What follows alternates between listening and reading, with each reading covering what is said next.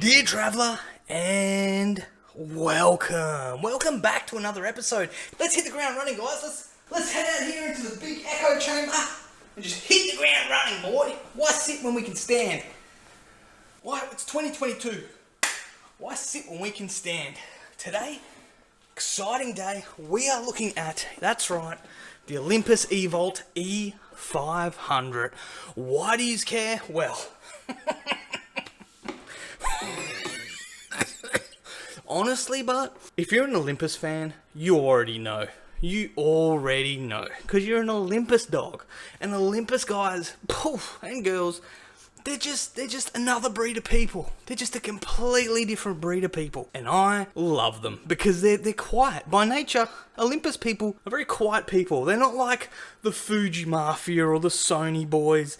They're a quiet breed. They sit back and watch all the commotion, while deep down they know that Olympus cameras are the best cameras. They just sit and laugh and play with their little micro 4/3 cameras that everyone laughs at, but they get amazing results. And that's why we're looking at it today. That's right. So let's get into it, boys and girls. Let's go. The Olympus E500. Let's check it out. Why the E500? Why not the E300? Why not the Big Daddy E1? Short answer, couldn't get one. Short answer, couldn't get one, okay? They're not that cheap. I'm all about cheap. Now, I did get the E500 for extremely cheap, and there's a story behind that, and I will get to that later, because it's interesting. And it might be something you need to know if you're looking at purchasing one. So remind me about that later if I forget. We got to go back on why I got that cheaper. Let's start off with some stats, because I know you love your stats, so let's do it. Let me type it up on the fancy pants keyboard I got here. Olympus E500. You could just do this yourself, but no, you prefer someone to read it to you like you're some kind of prince or princess. You prefer to be it read to you. And where am I going to get this information from? DP Review, of course. Where else would I get it? The E500 eVolt was announced on September the 26th, back in 2005. Almost exactly a year after the E300. Price, it came in at US $699 back in that year of production, which probably doesn't mean much to many people. UK was £600. There you go. Alright, so this is a 4/3 type CCD Kodak full frame transfer. What on earth does Kodak full frame transfer mean? I don't know. If you guys know, leave it in the comments below. But this is the mythical CCD Kodak sensor. Now, there's a lot of YouTubers that are starting to get into digicams, and they're starting to talk a lot about this new oh, sorry, you can't see me. I've got the air quotes. I've got the air quotes around the microphone. The new digicam wave that's coming through, which of course it's been old. Like, let's be honest, there's probably some hardcore survivalists who bought this camera back in the day and knew it was powerful and just held on to it for this entire time. So really, digicam, the whole craze of digicams, if you really think about it, started right back when they were made. Because here's an important point for you little tiddlywinks to understand. Here's something that I don't think many people have touched on, that of course I'm going to share with you as you are, special Patreons of my page. Of course I don't have a Patreon, that's an inside tongue-in-cheek joke, that, of course you guys get it for free, because that's how I do. The interesting thing that people aren't talking about, that I need to let you know, there's something special about the early CCD sensors that you really need to understand. Okay, a lot of people argue back and forth whether CCD is better than the new CMOS or blah blah blah, what's better than the other, and people are saying that it doesn't really matter, and one merits in one department. The CCD, it may be the charge coupling device has better color rendering, but on the other side of the fence, CMOS has live view and is able to handle higher ISOs. So what is better, what isn't better, yin and yang and all that thing. Let's just calm down. And I'm going to tell you why CCD is better for me. Take yourself back to the early 2000s, okay? That means you're wearing baggy pants, singlet, and you're gonna have one of those cap hats. What are those hats? Like a fisherman's hat? You know the hats I'm talking about. They're like a, I can't believe I've forgotten the name of them. Am I that old? The hats that they're all completely round and they got the thing on. Anyway, right, picture yourself back there in that time. What were camera companies trying to achieve? What was the highest goal? Okay, think about it. People were still shooting film. Film was still around. But of course, these digital companies were trying to get people, and especially professionals, they were trying to get them over to start using digital. So what did they, should I say in better English, what did they model their sensors after? Think about it. Film. Of course. It's so obvious. They would have competed with film, so therefore they tried to get as the closest possible digital form of film photography you can get. That was what they were doing back then. That's the whole vibe of the early digital cameras. Now, agreed, the technology was new, some of them didn't quite work, things got a little bit messy, but some companies, they dialed it in. Olympus was one of them. They sat down and said, hey, who better to design a sensor than Kodak?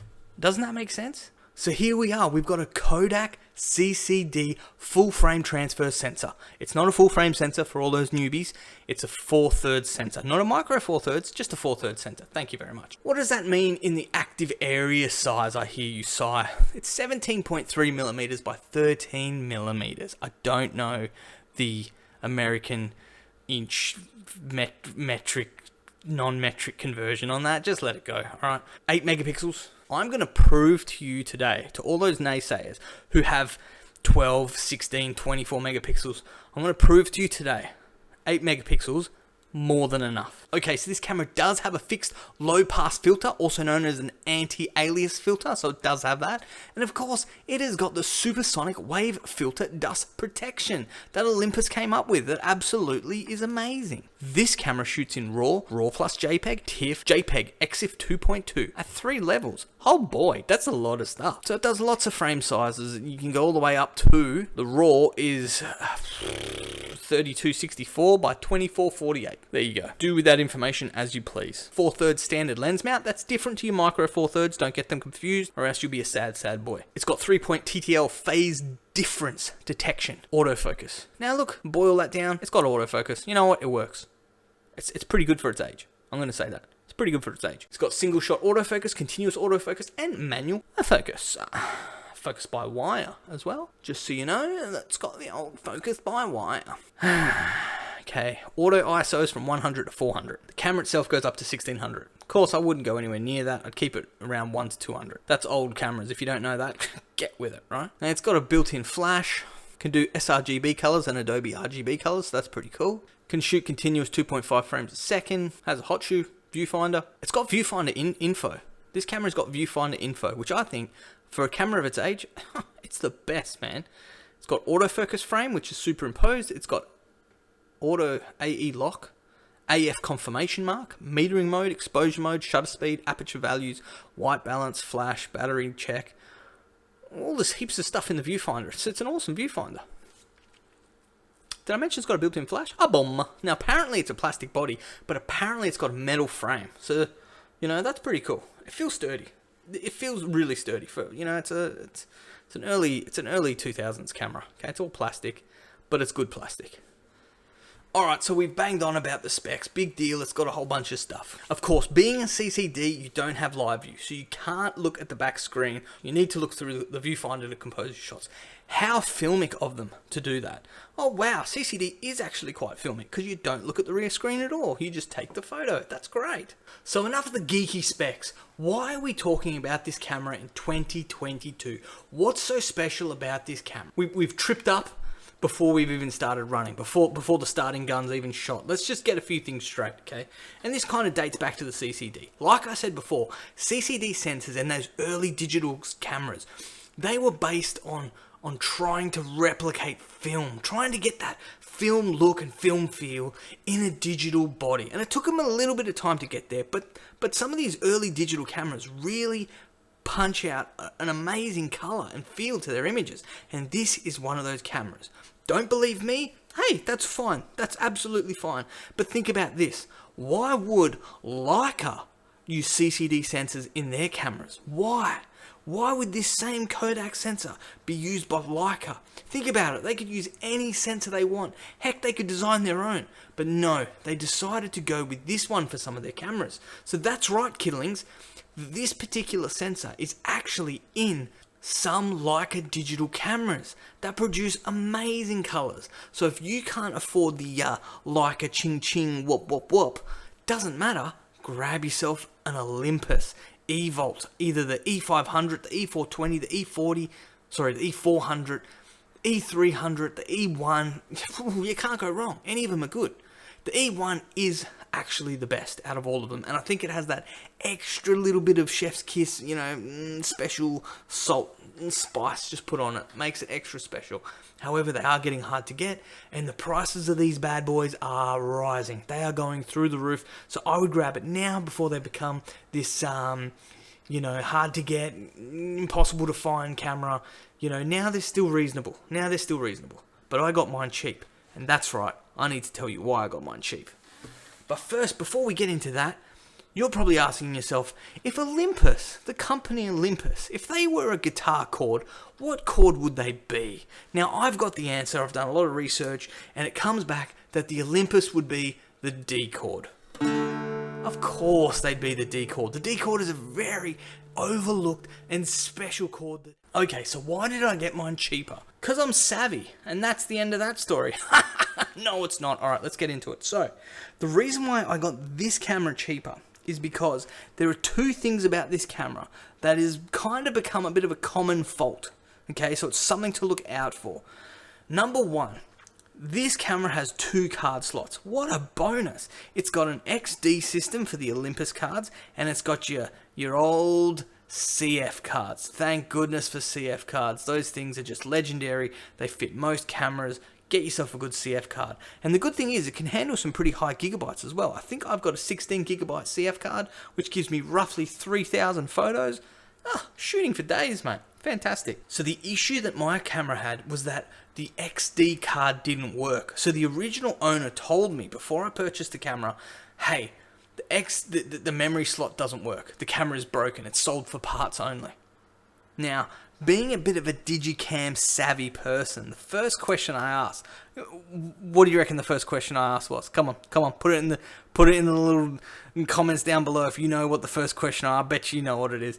I said to him, I said, dear sir, dear kind sir, dear sir, madam, what size memory card were you using in that Olympus there? Yeah, have you tried a lower capacity card with maybe 512 kilobytes or something smaller like that?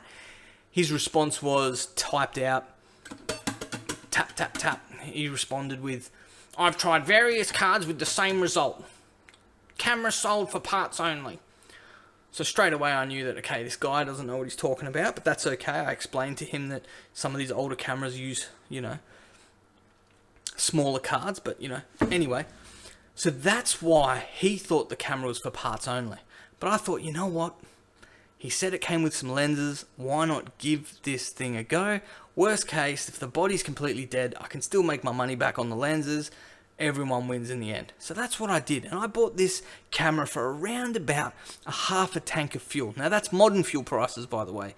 So, it still was extremely cheap for what it was. That's with 3 lenses, a battery and a charger, lens hoods, and a little carry bag. Thank you very much. And a strap, I think, as well. So there you go. You guys can see the package there. It's a pretty decent little setup. So I got that for next to nothing.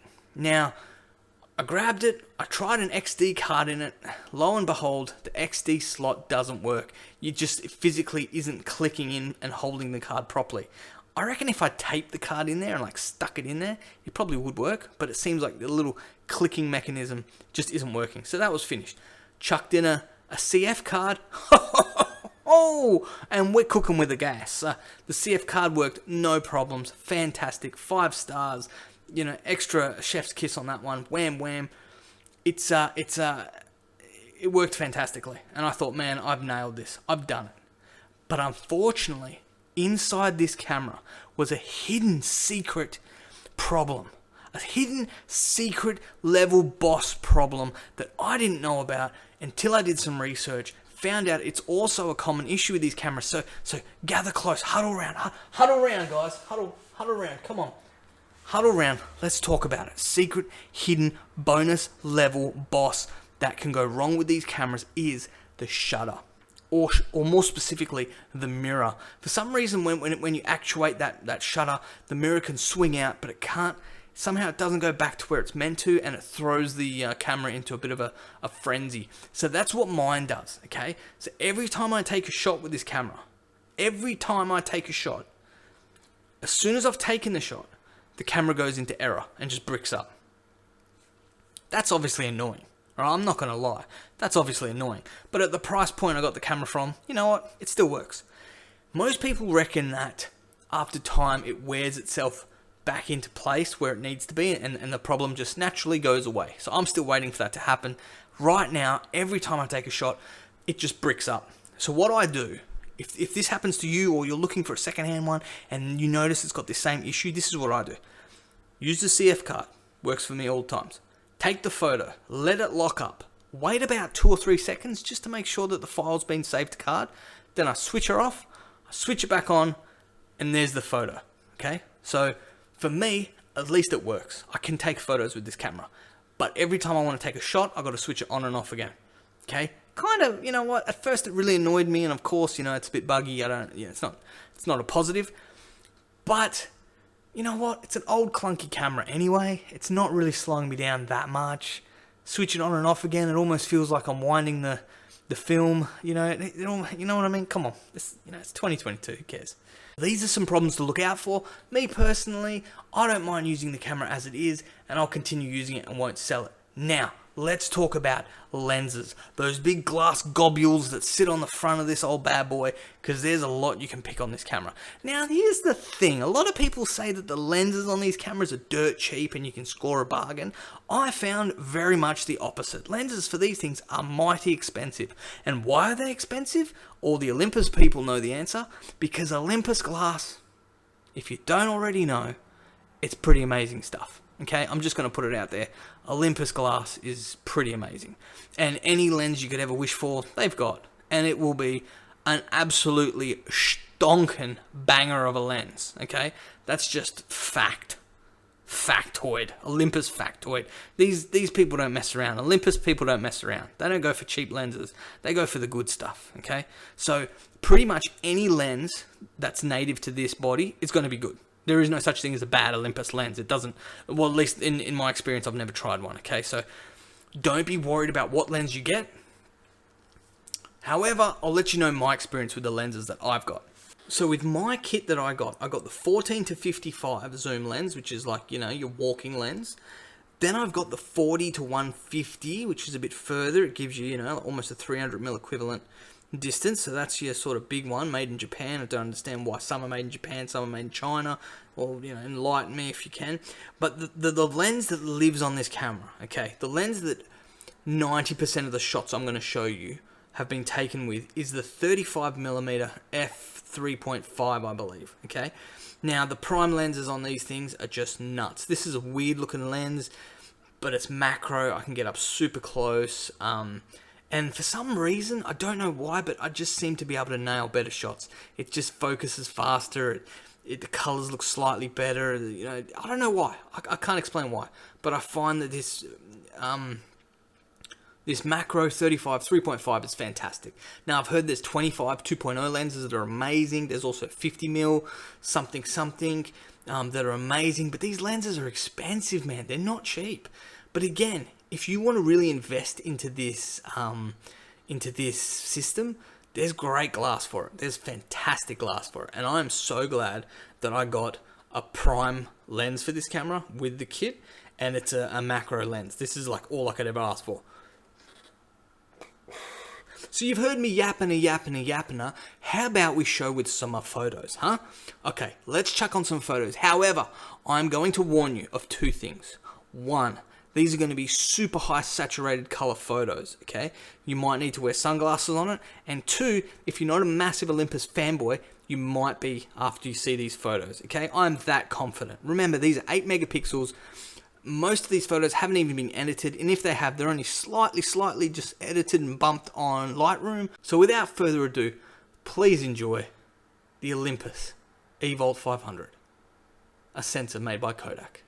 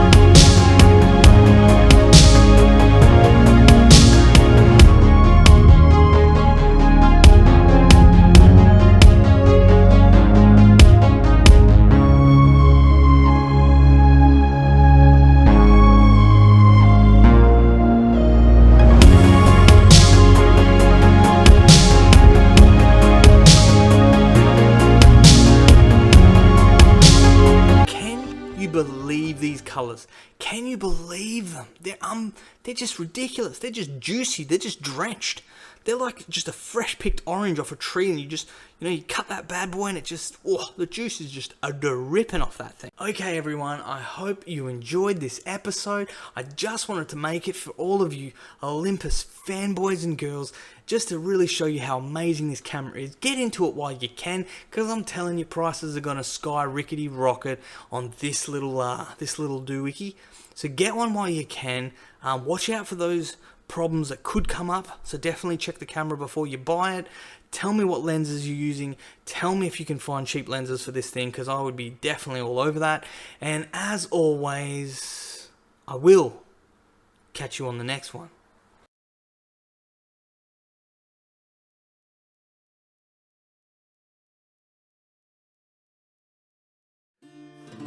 Has so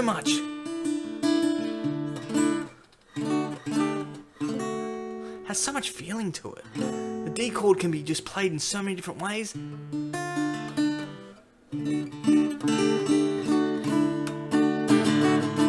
So it's got to be the D chord, and of course you've probably already thought about it. G chord is going to be Fuji, E minor would be the Sony crowd, A major would be Canon, C diminished something would be Nikon. So altogether,